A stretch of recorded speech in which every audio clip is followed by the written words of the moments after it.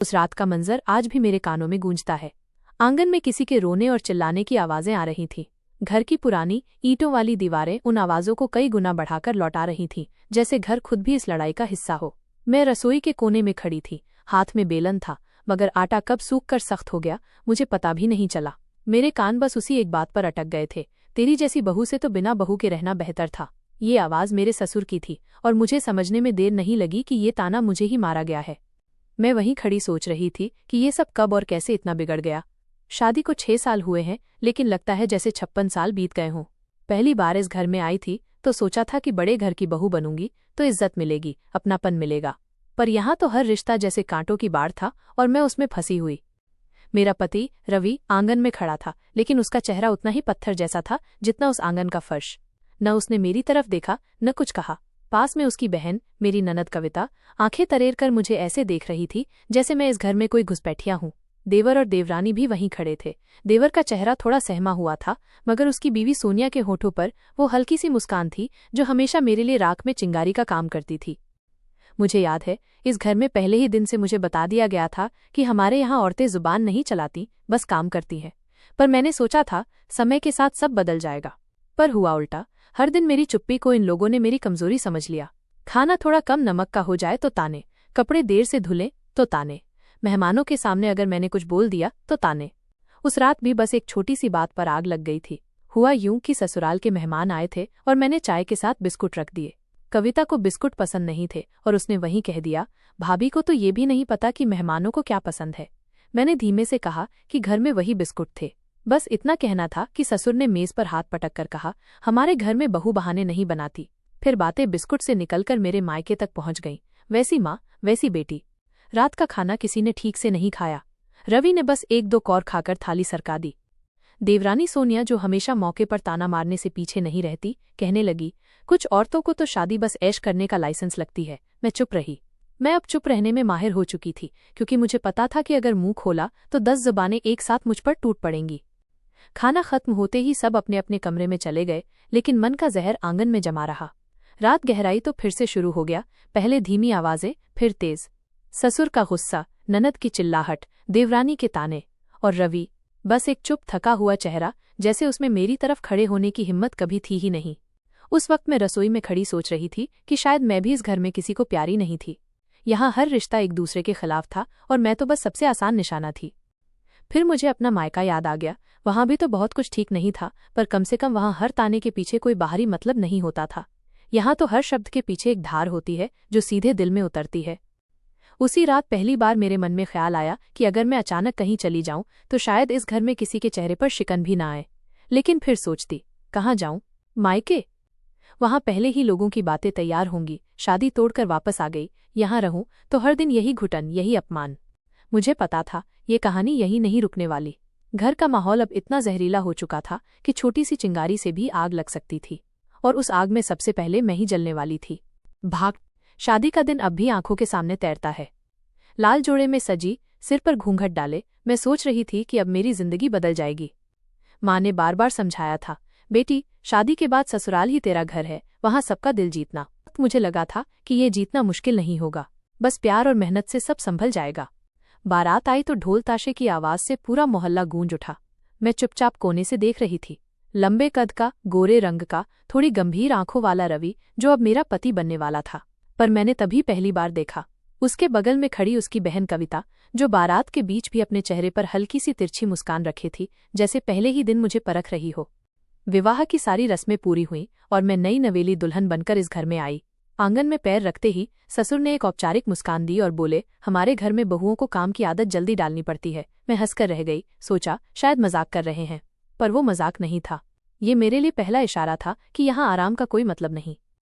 पहली रात की सारी थकान के बावजूद अगले ही सुबह सास की जगह ससुर ने दरवाजा खटखटाकर कहा, बेटा, रसोई में तुम्हारा इंतजार हो रहा है। मैं चौंकी। मेरे मायके में तो दुल्हन को कम से कम कुछ दिन आराम मिलता था, लेकिन यहाँ घूंघट डाले मैं रसोई में पहुंची तो कविता वहां पहले से खड़ी थी, सोनिया देवरानी के साथ। दोनों ने एक दूसरे को देखकर मुस्कान बदली, वो मुस्कान जिसमें अपनापन नहीं था, बल्कि जैसे कोई खेल शुरू होने वाला हो। कविता ने कहा, भाभी चाय बनाइए, पापा को कड़क पसंद है। मैंने हाँ में सिर हिलाया और चाय चढ़ा दी, मगर चीनी डालते वक्त सोनिया बोली, इतनी चीनी? पापा को तो मीठा बिल्कुल पसंद नहीं। मैं हड़बड़ा गई, पर चाय में चीनी डाल चुकी थी। तभी कविता ने ऊंची आवाज में कहा, पापा देखिए, भाभी ने पहली चाय में ही मिठाई बना दी। ससुर ने रसोई में आकर चाय का प्याला रखा और बोले, बेटा ध्यान से काम करना, वरना लोग कहेंगे बहू को कुछ आता जाता नहीं। उस दिन मुझे एहसास हो गया था कि यहाँ छोटी सी गलती भी बड़ा हथियार बन सकती है, और ये हथियार हमेशा मेरे खिलाफ इस्तेमाल होगा। अगले कुछ दिन ऐसे ही बीते। सुबह जल्दी उठना, घर का सारा काम देखना, मेहमानों को संभालना। रवि से मुलाकात बस खाने की मेज पर होती, वो भी चुपचाप। शादी से पहले जो थोड़ी बहुत बातें हुई थीं, वो अब जैसे दीवारों में गुम हो गई थीं। शायद वो भी घर के बाकी लोगों जैसा ही था, न तकरार करेगा न मेरा साथ देगा, बस तटस्थ रहेगा। एक दिन शाम को मैं आंगन में कपड़े सुखा रही थी, तभी सोनिया पास आई। बोली, भाभी आपको शायद पता नहीं, इस घर में कविता दीदी की राय सबसे ऊपर होती है। पापा भी वही करते हैं जो दीदी कहती हैं, और अगर दीदी को आप पसंद नहीं आई तो। उसने वाक्य अधूरा छोड़ दिया और हंसकर चली गई। उस अधूरे वाक्य ने मेरे मन में 1000 शक भर दिए। धीरे धीरे मुझे समझ आया कि इस घर में रिश्तों का नक्शा उल्टा है। ससुर घर के मुखिया हैं, पर ननद की पकड़ उन पर बहुत गहरी है। देवर अपनी बीवी के दबाव में रहता है, और सोनिया को मौका मिला तो वो मुझे नीचा दिखाने में पीछे नहीं रहती। इन सब के बीच मैं अकेली थी, जिसे ना तो मायके में शिकायत करने का हक था न पति से। शादी के 2 महीने बाद पहली बड़ी लड़ाई हुई। हुआ यूं कि मैंने सुबह के लिए आलू के पराठे बना दिए। कविता ने आते ही कहा, भाभी पापा को तैलीय खाना बिल्कुल पसंद नहीं। ससुर ने बिना चखे ही कह दिया, तुम्हारी माँ ने सिखाया नहीं कि क्या खिलाना चाहिए। रवि वहीं था, मगर उसने बस कहा, पापा रहने दीजिए। ये रहने दीजिए भी मेरे पक्ष में नहीं था, बल्कि जैसे मामला टालने का तरीका था। उस रात मैं बहुत रोई, मगर किसी ने परवाह नहीं की। अगले दिन मैंने तय किया कि अब अपनी तरफ से कोई गलती नहीं करूंगी, पर यहाँ गलती की परिभाषा बदलती रहती थी। कभी नमक ज्यादा तो गलती, कभी नमक कम तो गलती, कभी मेहमान को पहले पानी दे दिया तो गलती, कभी बाद में दिया तो गलती। धीरे धीरे मैं समझने लगी थी कि ये सिर्फ मेरे काम की बात नहीं है। यहाँ मुझे कभी सही साबित होने ही नहीं दिया जाएगा। मुझे एक ऐसी जगह पर रखा गया था जहाँ हर समय मैं कटघरे में खड़ी हूँ और बाकी सब मेरे जज। 6 महीने बाद मुझे पता चला कि असली वजह क्या थी। कविता ने पहले ही तय कर लिया था कि उसकी भाभी वही होगी जो उसकी पसंद से आएगी, लेकिन रवि ने अपने एक दोस्त की सलाह पर मेरा रिश्ता देखा था। यानी मैं कविता की पसंद की नहीं थी। बस वहीं से उसकी आंखों में मेरे लिए नफरत बैठ गई थी, और उसने अपने पापा को भी धीरे धीरे अपने पक्ष में कर लिया था। सोनिया ने भी अपना खेल समझदारी से खेला। वो मुझे सामने मीठा बोलती, पर पीठ पीछे ताने मारती। उस वक्त मुझे लगा कि शायद वक्त के साथ हालात बदलेंगे, लेकिन अब सालों बाद मैं जानती हूँ, यहाँ वक्त कुछ नहीं बदलता, बस इंसान को और ज्यादा कठोर बना देता है। उस दिन सुबह सुबह ही आंगन में हलचल थी। बाहर से सब्जी वाला आया था और कविता उससे मोल भाव कर रही थी। मैं रसोई में चाय चढ़ा रही थी जब सोनिया आई और बोली, भाभी दीदी को कहना कि टमाटर ज्यादा ले ले, पापा को खट्टा पसंद है। मैंने सिर हिलाया और बाहर जाकर धीरे से कहा, दीदी सोनिया कह रही थी कि टमाटर थोड़े ज्यादा ले ले। कविता ने ठंडी नजर से मुझे देखा और कहा, तुम्हें किसने कहा बीच में बोलने को? यहाँ घर का हिसाब मैं देखती हूँ। उसकी आवाज इतनी तेज थी कि ससुर ने बरामदे से सुन लिया। वो भी बाहर आ गए और बोले, हाँ बेटा तुम अपने काम में रहो, रसोई संभालो, बाकी हमें करने दो।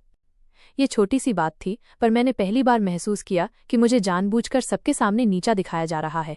सोनिया ने अंदर से झांककर मुझे देखा और हल्के से मुस्कुराई, जैसे उसकी चाल पूरी तरह सफल हो गई हो। दिन तो जैसे तैसे बीत गया, लेकिन शाम को असली तूफान आया। हुआ यूं कि देवर आशीष अपने दोस्तों के साथ घर लौटा। दोस्तों ने खाने की फरमाइश कर दी, भाभी आलू गोभी बना दीजिए। मैंने खुशी खुशी बना दी, क्योंकि लगा शायद कुछ तो अच्छा माहौल बनेगा। पर जैसे ही खाना टेबल पर आया, कविता फट पड़ी, भाभी आपने पापा के लिए हरी सब्जी नहीं बनाई? आपको पता नहीं पापा शाम को हल्की सब्जी खाते हैं? मैंने कहा, दीदी हरी सब्जी तो नहीं थी, कल बाजार से ला लेंगे। बस इतना कहना था कि ससुर ने थाली धकेल दी, तुम्हें हमारे खाने पीने का ध्यान नहीं, बस अपने मन से चलती हो। ऐसी बहू से तो अच्छा होता बेटा तुम शादी ही न करते। मेरे कानों में जैसे घंटियां बजने लगी। आशीष चुपचाप बैठा रहा और सोनिया बोली, भाई आप भी कुछ कहो, वरना पापा का गुस्सा और बढ़ेगा। रवि ने गहरी सांस ली और कहा, पापा इतना भी क्या, कल ले आएंगे सब्जी। लेकिन अब बात सब्जी की नहीं थी। ससुर का गुस्सा फट चुका था और कविता ने उसमें घी डाल दिया। भैया आप हमेशा भाभी की तरफदारी करते हो, घर में कितनी भी गलती हो आपको बस यही दिखता है कि भाभी बेचारी है। ये सुनकर रवि का चेहरा लाल हो गया। कविता तुम हर बात में मसाला डालना बंद करो। अगर तुम्हें इतनी दिक्कत है तो शादी कर लो और अपने घर संभालो। बस यहीं से पहली बार घर 2 हिस्सों में बट गया। एक तरफ ससुर और कविता, दूसरी तरफ रवि और मैं। आशीष बीच में था, पर सोनिया ने साफ साफ कविता का पक्ष लिया। उस रात घर का माहौल इतना भारी था कि दीवारें भी ठंडी लग रही थीं। मैं कमरे में बैठी थी और रवि चुपचाप खिड़की से बाहर देख रहा था। मैंने कहा, तुम्हें पता है अब ये लोग और ज्यादा मुझ पर चढ़ेंगे। उसने धीमे से कहा, जानता हूं, लेकिन कब तक चुप रहूं? पापा और दीदी का व्यवहार हद से बाहर जा रहा है। मुझे रवि की बात में राहत मिलनी चाहिए थी, लेकिन नहीं मिली, क्योंकि मैं जानती थी ये लड़ाई एक बार शुरू हो गई तो खत्म नहीं होगी। यहाँ हर छोटी बात अब जंग का मैदान बनेगी। अगले दिन से ही माहौल बदल गया। सुबह चाय पीते समय ससुर ने मुझसे बात करना बंद कर दिया। कविता जब भी पास से गुजरती कोई न कोई ताना मार जाती। कुछ लोग घर तो आ जाते हैं, पर घर का ढंग सीखने में सालों लगा देते हैं। सोनिया, जो पहले कभी कभी मुस्कुरा देती थी, अब खुलकर मेरे खिलाफ बातें करती। आशीष बस मौन साधे रहता, जैसे किसी से पंगा न लेना ही सबसे सुरक्षित है। धीरे धीरे खाने की मेज पर भी बंटवारा हो गया। पापा और कविता एक तरफ, हम दोनों दूसरी तरफ। कई बार मैं खाना बनाती और वो लोग अपने हिस्से में कुछ और पका लेते, ताकि कह सके कि मेरा बनाया उन्हें पसंद नहीं। एक दिन मैंने सोचा, क्यों न ससुर की पसंद की हल्की सब्जी बनाऊं, ताकि माहौल थोड़ा नरम हो। मैंने बहुत ध्यान से लौकी की सब्जी बनाई, मसाले भी कम रखे। पर जब थाली में परोसी तो कविता ने सूंघ कर कहा, पापा, इसमें तो तेल बहुत है। ससुर ने एक कौर खाया और थाली सरका दी। तुम्हें तो पता है मुझे लौकी कैसे पसंद है, फिर भी अपने मन की कर दी। उस दिन मुझे साफ हो गया कि मैं कुछ भी कर लूं, उनकी नज़र में हमेशा गलत रहूंगी। ये लड़ाई अब सिर्फ गलती सुधार की नहीं थी, बल्कि मुझे हर दिन नीचा दिखाने की थी। और शायद सबसे बड़ा धोखा ये था कि रवि, जो एक दिन पहले मेरे पक्ष में खड़ा था, अब फिर से चुप हो गया था, क्योंकि उसे भी एहसास था कि इस घर में पापा और कविता के खिलाफ खड़े होना मतलब रोज रोज नई लड़ाई झेलना। उस रात जब सब सो गए, मैं बरामदे में अकेली बैठी थी। दूर से कुत्तों के भौंकने की आवाज आ रही थी। मुझे लगा जैसे वो भी इस घर के झगड़ों का हिस्सा हों, बिना वजह, बिना अंत के, बस लगातार शोर मचाना। उस हफ्ते सुबह से ही घर में अजीब सी हलचल थी। ससुर ने कह दिया था कि उनकी छोटी बहन, मेरी बुआ सास, शहर से आ रही हैं। ये खबर सुनते ही कविता का चेहरा खिल गया और सोनिया के तेवर बदल गए। मुझे समझ नहीं आया कि उनके आने से इतनी खुशी क्यों, पर जल्दी ही पता चल गया। बुआ सास का नाम निर्मला था, उम्र 55 के आसपास, चेहरे पर हमेशा एक ठंडी मुस्कान। मैंने पहले दिन ही देख लिया। उनका तरीका ऐसा था कि जो सुनने वाला है उसे लगे कि वो सिर्फ सलाह दे रही हैं, लेकिन असल में हर बात में चुभन डाल जाती थीं। वो दोपहर को पहुंची तो सबने बढ़ चढ़कर उनका स्वागत किया। मैं भी घूंघट डालकर नमस्ते करने गई, पर उन्होंने मुझे ऊपर से नीचे तक देखा और कहा, अच्छा, तो ये है हमारे घर की नई बहू। सुना था बहुत सलीकेदार है। उनकी आवाज में ऐसा सुना था जैसे उन्होंने पहले ही फैसला कर रखा हो कि हकीकत कुछ और है। उनके आते ही घर का माहौल मेरे खिलाफ और भी ज्यादा हो गया। शाम को चाय पीते समय कविता ने बड़े मजे से कहा, बुआ, भाभी से मिल लीजिए, अब तो घर का सारा काम इनके भरोसे है। निर्मला बुआ ने तुरंत कहा, अच्छा, तो जरा देखना पड़ेगा कि काम कितना बढ़िया होता है। ये सुनकर सब हंस पड़े और मैं चुपचाप चाय डालती रही।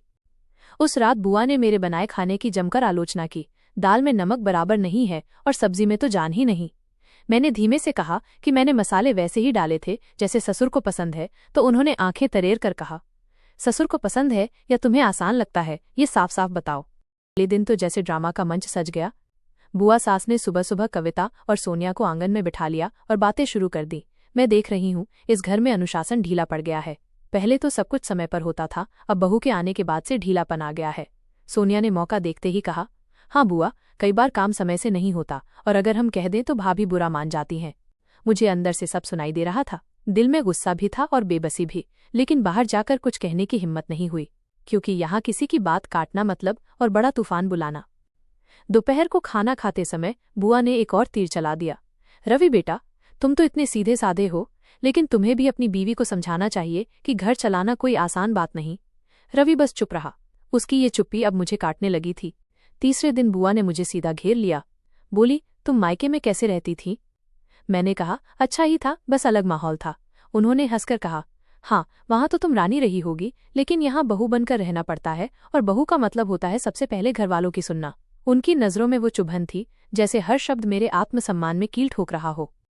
शाम को जब सब बाहर बैठे थे, बुआ ने एक कहानी सुनानी शुरू की। हमारे समय में तो बहुएं मायके का नाम भी नहीं लेती थीं, और अगर कोई काम में ढिलाई कर दे तो ससुराल में रहना मुश्किल हो जाता है। उनकी नजरें बार बार मेरी तरफ उठ रही थीं, और बाकी सबके चेहरे पर वही संतोष था जो शिकारी के चेहरे पर होता है जब शिकार जाल में फंस जाए। लेकिन इस बार रवि ने थोड़ा विरोध किया। बुआ, आप हर बात में बहू को मत घसीटिए, ये भी थक जाती है, सारा दिन काम करती है। बस इतना कहना था कि ससुर ने थाली रख दी और बोले, तुम्हें हमेशा अपनी बीवी की थकान दिखती है, बाकी किसी की नहीं। कविता ने भी ताना मार दिया, भैया, आपको लगता है सिर्फ भाभी काम करती हैं, बाकी सब ऐश कर रहे हैं। उस पल मुझे लगा कि घर के 2 हिस्से अब 3 हो गए हैं, एक मैं और रवि, एक ससुर और कविता, और तीसरा गठबंधन बुआ और सोनिया का। आशीष अभी भी चुप था, लेकिन उसकी चुप्पी का झुकाव साफ था, वो अपनी बीवी के साथ था। बुआ के आने के चौथे दिन सुबह सुबह उन्होंने मुझसे कहा, आज नाश्ते में पराठे मत बनाना, पापा को हल्का चाहिए। मैंने वही किया, लेकिन जब नाश्ता टेबल पर आया तो ससुर ने भौहें चढ़ा दी। आज पराठे नहीं, तुम्हें पता है मुझे ये पसंद है। मैंने कहा बुआ ने कहा था, तो उन्होंने बीच में ही काट दिया। अब तुम हर गलती के लिए किसी को दोष दोगी। उस दिन मुझे समझ आया कि बुआ सिर्फ आईना नहीं थी, बल्कि आग में घी डालने वाली थी। वो यहाँ आई ही थी ताकि घर के भीतर जो छोटी छोटी दरारें थीं उन्हें गहरा कर सके, और उन्होंने अपना काम बखूबी किया। उनके जाने के बाद भी घर का माहौल पहले से ज्यादा जहरीला हो चुका था।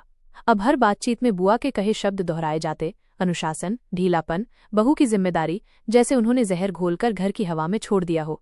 बुआ के जाने के 2 दिन बाद भी उनका असर घर की हवा में तैर रहा था।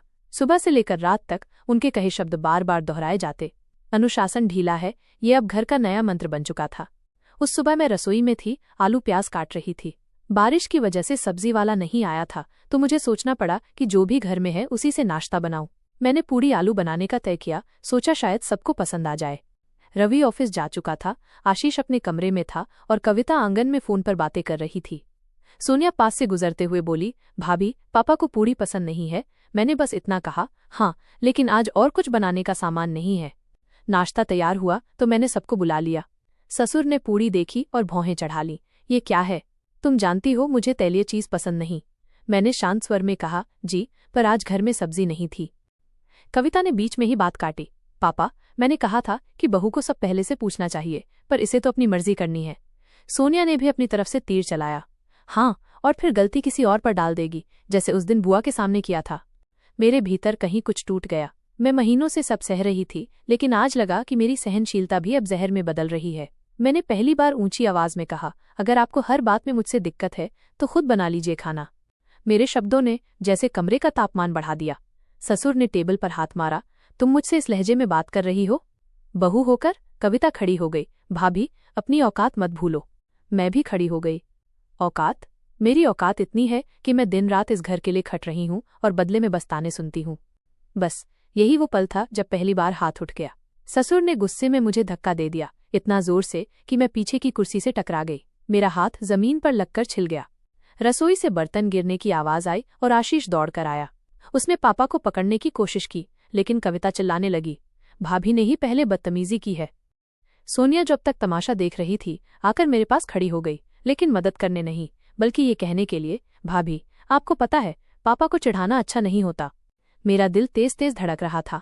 मैंने उम्मीद की कि रवि आकर कुछ कहेगा, लेकिन वो ऑफिस में था। मैंने फोन उठाया, कॉल करने की सोची, पर फिर डर लगा। अगर मैंने उसे बुलाया तो ये लोग कहेंगे कि मैं घर की बात बाहर फैला रही हूँ। आशीष ने मुझे उठाकर कुर्सी पर बैठाया, पर उसकी आंखों में भी वो हिचक थी, जैसे उसे तय नहीं हो रहा कि वो किसका पक्ष ले। ससुर अब भी गुस्से में थे और कविता बार बार यही दोहरा रही थी, बहू को इतना सिर चढ़ाओगे तो यही होगा। उस दिन दोपहर तक घर में कोई मुझसे नहीं बोला। मैंने अपने कमरे में दरवाजा बंद कर लिया और बस खिड़की से बाहर बारिश देखती रही। मन में बस एक ही बात थी, अब ये घर मेरे लिए सिर्फ 4 दीवारें नहीं बल्कि एक जेल बन चुका है। शाम को रवि आया तो मैंने उसे सब बताया। उसने मेरा हाथ देखा जहां छिलन थी और उसके चेहरे पर गुस्सा आ गया। पापा ने तुम्हें धक्का दिया? मैंने बस सिर हिलाया। वो बाहर गया, लेकिन वहां क्या हुआ मैं सिर्फ आवाजों से अंदाजा लगा पाई। आंगन में चीखें गूंज रही थीं, रवि, पापा, आपको हक नहीं कि आप हाथ उठाएं। ससुर, तो अब तुम मुझसे ऐसे बात करेगा बीवी के लिए? कविता, भैया, आप पापा पर आवाज उठा रही हैं, ये सब भाभी की वजह से हो रहा है। झगड़ा इतना बढ़ गया कि मोहल्ले के लोग भी दीवार के पास आकर खड़े हो गए। मैं दरवाजे के पीछे खड़ी सब सुन रही थी और पहली बार महसूस हुआ कि अब ये लड़ाई सिर्फ घर के अंदर की नहीं रही, अब ये बाहर भी फैल चुकी है। रात को जब सब सो गए, मैं और रवि देर तक बात करते रहे। उसने कहा, अगर ऐसे ही चलता रहा तो हमें अलग रहना पड़ेगा, लेकिन मैं जानती थी अलग रहना यहाँ आसान नहीं है। इस घर में दीवारें सिर्फ ईंट की नहीं है, ये रिश्तों की भी हैं, और उन दीवारों को तोड़ना सबसे मुश्किल होता है। उस धक्के वाली रात के बाद मुझे लगा था कि घर के भीतर ही माहौल खराब रहेगा, लेकिन अगले ही दिन मुझे समझ आ गया कि अब ये मामला 4 दीवारी के बाहर भी फैल चुका है। सुबह जब मैं दूध लेने बाहर निकली तो पड़ोस की रीना भाभी ने मुझे ऐसे देखा जैसे मैं कोई अपराधी हूं। भी थी और तिरस्कार भी। उन्होंने धीमे से कहा, बहन, सुना है कल घर में बहुत हंगामा हुआ। मैं बस चुप रही, सिर झुका लिया, लेकिन अंदर मन में जैसे कोई मरोड़ उठी। गली में चलते चलते मुझे 2-3 और औरतों की फुसफुसाहट सुनाई दी। सुना, बहू ने ससुर को जवाब दे दिया और फिर धक्का मुक्की हो गई। किसी ने तो यहाँ तक कह दिया, आजकल की बहुएं हाथ तक चला देती हैं। ये सुनकर मेरा खून खौल उठा। मतलब कहानी मुझ पर ही पलट दी गई थी। घर लौटते ही मैंने देखा कि आंगन में कविता, सोनिया और ससुर बैठे थे। जैसे ही मैं अंदर आई, बातचीत थम गई, लेकिन उनके चेहरों पर वो संतोष साफ दिख रहा था जो किसी की बदनामी फैलाकर आता है। मुझे समझ आ गया, मोहल्ले में ये बातें उन्हीं के जरिए बाहर गई हैं। दोपहर को रवि आया तो मैंने उसे बताया कि बाहर लोग क्या क्या कह रहे हैं। उसने माथा पकड़ लिया। मुझे पता था ये लोग बात पलट देंगे। अब मोहल्ले में जो छवि बन गई उसे साफ करना मुश्किल है। शाम को जैसे रोज की आदत हो, ससुर और कविता आंगन में बैठकर तेज आवाज में बातें करने लगे ताकि पड़ोस तक सुनाई दे। ससुर, हमारे जमाने में बहुएं ससुर से आंख मिलाकर भी बात नहीं करती थीं। कविता, हाँ पापा, आजकल तो ये लोग ससुर पर हाथ उठाने में भी पीछे नहीं हटते। उनके ये वाक्य मेरे लिए खुलेआम चरित्र हनन थे और पड़ोसी उनकी हर बात सुन रहे थे। तीसरे दिन तो हद हो गई।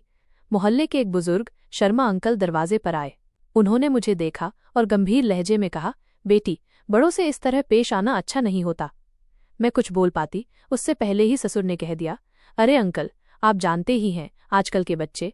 और फिर लंबा भाषण शुरू कर दिया जिसमें हर बात में दोष मेरा था। उस वक्त मुझे एहसास हुआ, अब ये सिर्फ घर का मामला नहीं रहा, ये एक सामाजिक तमाशा बन चुका है। और इस तमाशे में मेरी छवि धीरे धीरे मिटाई जा रही है, जैसे मैं कोई पराई हूं, कोई गलत औरत। रात को रवि और मैंने बहुत देर तक बात की। उसने कहा, अगर ऐसे ही चलता रहा तो ये लोग तुम्हें मानसिक रूप से तोड़ देंगे। मैंने उससे पूछा, क्या तुम अलग रहने का सोच रहे हो? वो चुप हो गया। मुझे उसकी चुप्पी में डर दिखा, जैसे वो भी जानता था कि अलग होना इन रिश्तों के टूटने का सीधा ऐलान होगा। इसी बीच आशीष का रवैया भी बदल गया। पहले वो कभी कभार मेरी मदद कर देता था, लेकिन अब साफ साफ सोनिया के साथ खड़ा था। एक दिन मैंने उससे पानी देने को कहा तो उसने सुनकर भी अनसुना कर दिया। सोनिया ने ताना मार दिया, भाभी, आपको जो भी चाहिए खुद उठाकर ले लीजिए, वरना कल को कहेंगी कि देवर ने भी गलत नियत से छुआ। ये सुनकर मुझे लगा जैसे मेरा चरित्र ही सवालों में डाल दिया गया है। उस पल मेरा गला भर आया, लेकिन आंसू मैं दिखाना नहीं चाहती थी। मैंने खुद को संभाला और कमरे में चली गई। अब घर में माहौल ऐसा हो गया था कि कोई भी छोटी सी बात बड़ा विवाद बन जाती। अगर मैं हंस दूं तो कहा जाता, देखो शर्म नहीं है, कल ही बड़ों से बदतमीजी की और आज हंस रही है। अगर चुप रहूं तो कहा जाता, देखो नकली नाराजगी दिखा रही है। इस मानसिक दबाव के बीच मोहल्ले से आने वाली हर नई अफवाह मुझे और भी कमजोर कर रही थी। लोग मुझसे आंखें चुराने लगे थे, कुछ तो सीधे टोक भी देते। इतनी भी क्या अकड़ थी जो बात यहाँ तक पहुँच गई। मुझे लगा जैसे मैं अब दोहरी लड़ाई लड़ रही हूँ, एक घर के अंदर, एक बाहर, और दोनों में मैं अकेली हूँ। उस दिन सुबह से ही हवा में अजीब सा तनाव था। ससुर और कविता किसी बात को लेकर लगातार फुसफुसा रहे थे और जैसे ही मैं नजर डालती वो अचानक चुप हो जाते। मुझे अंदाजा था कोई नई चाल चलने वाली है, लेकिन क्या ये मुझे पता नहीं था। दोपहर को मोहल्ले में हर साल की तरह सावन के झूले लगाने का प्रोग्राम था। गली की औरतें, बच्चे सब इकट्ठा होते थे। पिछले साल मैं भी गई थी, लेकिन इस बार मेरा मन नहीं था। फिर भी सोनिया ने दरवाजे पर आकर मीठे स्वर में कहा, भाभी आप भी चलिए ना, सब पूछ रहे हैं। उसके चेहरे पर नकली मुस्कान थी और मुझे पता था कि उसके मन में कुछ और है। लेकिन अगर मैं ना कहती तो मोहल्ले में यही बात फैलती कि मैं घमंडी हूँ। तो मैं अनमने मन से चली गई। गली के बीच में झूला लगा था, बच्चे खेल रहे थे और औरतें आपस में बातें कर रही थीं। मैं चुपचाप कोने में खड़ी थी कि अचानक कविता ऊंची आवाज में बोली, अरे भाभी, जरा बताइए तो, आपके घर में बहुएं बड़ों से इस तरह पेश आती हैं? सबकी नजर मेरी तरफ घूम गई। मैंने कुछ कहने के लिए मुंह खोला, लेकिन ससुर ने बीच में ही कहा, अरे क्या बताऊं बहन जी, हमने तो बहू को बेटी की तरह रखा, लेकिन बदले में बस कह नहीं सकता।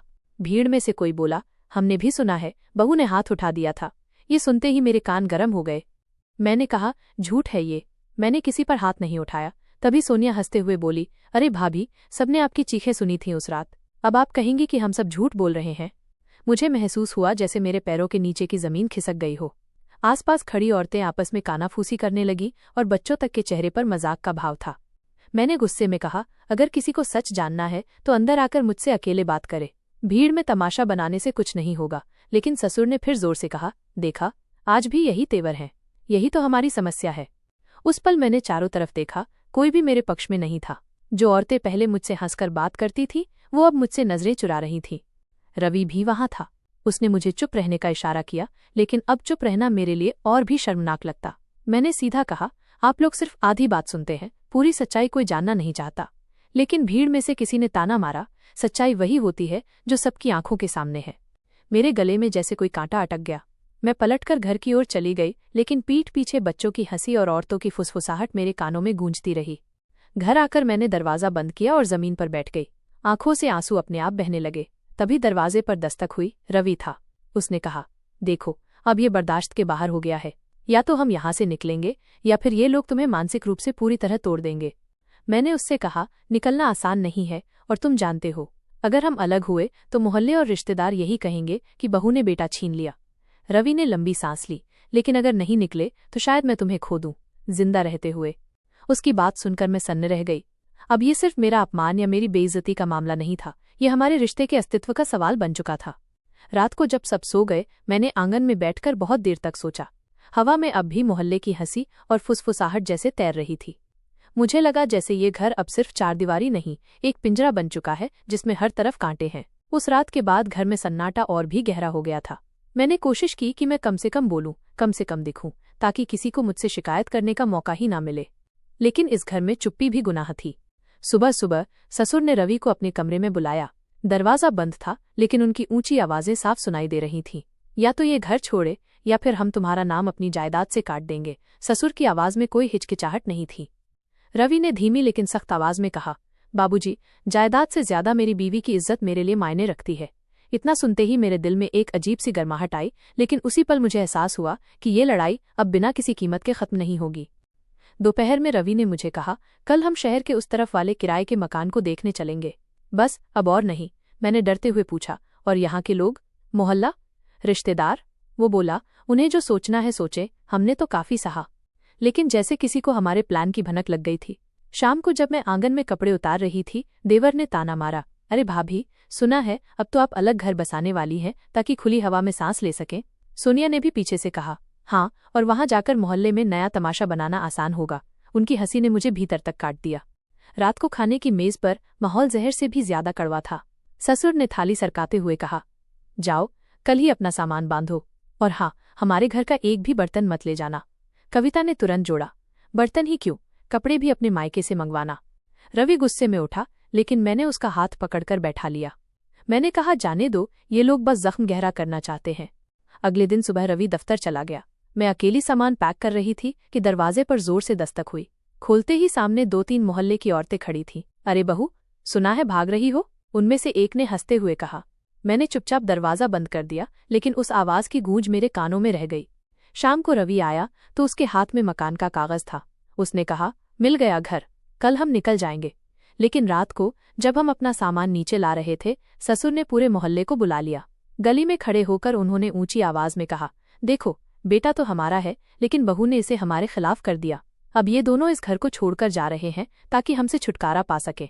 भीड़ में कानाफूसी, हंसी, ताने, सब मिलकर जैसे मेरे सीने पर बोझ डाल रहे थे। मैं सिर झुकाकर खड़ी रही। रवि ने मेरा हाथ थामा और मुझे बाहर ले चला। लेकिन उस भीड़ में खड़ी सोनिया की मुस्कान मुझे अब भी दिख रही थी, ठंडी, तंज भरी और जीत का एहसास दिलाती हुई। हम बाहर निकले, लेकिन मेरे दिल में कोई हल्कापन नहीं था। ऐसा लग रहा था जैसे हम घर नहीं छोड़ रहे, बल्कि अपनी आखिरी ताकत भी यहीं छोड़ आए हैं। नया मकान छोटा था, लेकिन चुप था। पहली रात वहां मैंने सोचा था कि शायद अब शांति मिलेगी, लेकिन नींद में भी आंगन की वो आवाजें, ताने और हंसी मेरे कानों में गूंज रही थीं। रवि मेरे पास लेटा था, लेकिन उसकी आंखें छत पर टिकी थीं। उसने धीमे से कहा, हम निकल तो आए, लेकिन क्या वाकई हम बच गए? मैंने कुछ नहीं कहा, बस उसकी तरफ देखा और सोचा, कुछ जख्म घर बदलने से नहीं भरते, कुछ जख्म तो जैसे जिंदगी भर हमारे साथ रहने के लिए ही बनते हैं। और उस रात अंधेरे में मैंने महसूस किया कि हम दोनों भले ही एक कमरे में थे, लेकिन अपने अपने अकेलेपन में बंद थे, बिल्कुल वैसे ही जैसे उस पुराने घर में थे। उस रात हमने नया किराए का घर लिया, लेकिन वहां भी चुप्पी हमारे बीच बैठी रही। रवि दिन भर काम में डूबा रहता और मैं खाली कमरों में अपने कदमों की आवाज सुनती रहती। कभी कभी लगता, काश मैंने शुरू में ही सब छोड़ दिया होता। लेकिन अब छोड़ने और जाने में कोई फर्क नहीं था, क्योंकि इस रिश्ते में हम दोनों सिर्फ नाम के साथ बंधे थे, दिल से नहीं। आखिरकार एक दिन रवि ने कहा, मुझे लगता है हमें इसको खत्म कर देना चाहिए। मैंने सिर झुका लिया। उस पल न आंसू आए न कोई सवाल, बस भीतर एक ठंडी सी राहत थी, जैसे एक लंबे दम घोटने वाले सपने से जाग गई हूँ। कहानी यहाँ खत्म हो गई, लेकिन ये खत्म होना भी किसी शुरुआत जैसा नहीं था, बस एक और चुप्पी जो शायद अब हमेशा रहेगी। दोस्तों, वीडियो कैसा लगा कमेंट करके जरूर बताएं। वीडियो को लाइक करें और चैनल को सब्सक्राइब जरूर करें।